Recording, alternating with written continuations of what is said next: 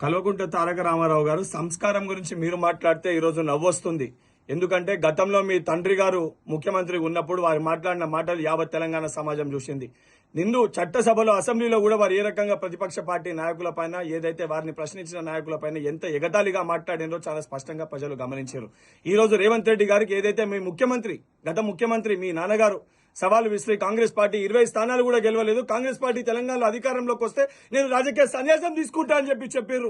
ఆ సవాల్ని స్వీకరించి రేవంత్ అన్న పిసిసి అధ్యక్షుని స్థాయిలో ఏదైతే కాంగ్రెస్ పార్టీని తెలంగాణలో మొన్న జరిగిన అసెంబ్లీ ఎన్నికల్లో 64 స్థానాలు కాంగ్రెస్ పార్టీ, మా మిత్రపక్షం 1 స్థానం 65 స్థానాన్ని గెలిచి ప్రజలు ఆశీర్వదించి గెలిపిస్తే తెలంగాణలో కాంగ్రెస్ ప్రభుత్వం ఏర్పాటు చేసుకున్నాం.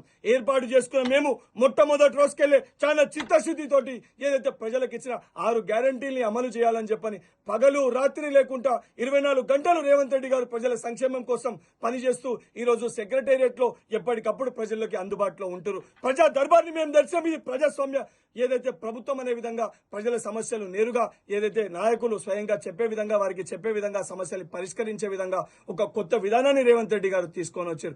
మీరు గతంలో ఏదైతే కేసీఆర్ గారు ముఖ్యమంత్రి ఉన్నప్పుడు చేసింది ఏదంటే ఏదైతే దళితుని ముఖ్యమంత్రి చేస్తా అన్నారు చెప్పి మోసం చేశారు. విద్యార్థులకి కేజీ టు పీజీ ఉచిత విద్య అని చెప్పి మోసం చేశారు. యువకులకి 2 లక్షల ఉద్యోగాలని చెప్పి మోసం చేశారు.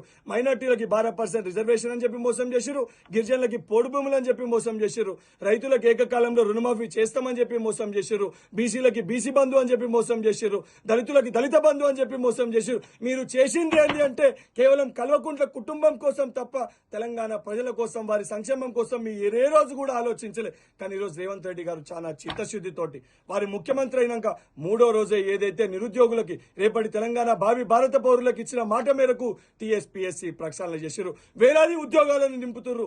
మహిళలకి ఉచిత ట్రాన్స్పోర్ట్ ఫెసిలిటీ ఇచ్చారు. ఏదైతే బడుగు బలహీన వర్గాలకి 500 రూపాయలకి మీరు బీజేపీ పార్టీ అమాంతంగా గ్యాస్ సిలిండర్ ధర పెంచేస్తే 500 రూపాయలకి గ్యాస్ సిలిండర్ ని అందిస్తున్నారు. ఈ రోజు 200 యూనిట్ల ఉచిత కరెంటు కాంగ్రెస్ పార్టీ అందిస్తుంది.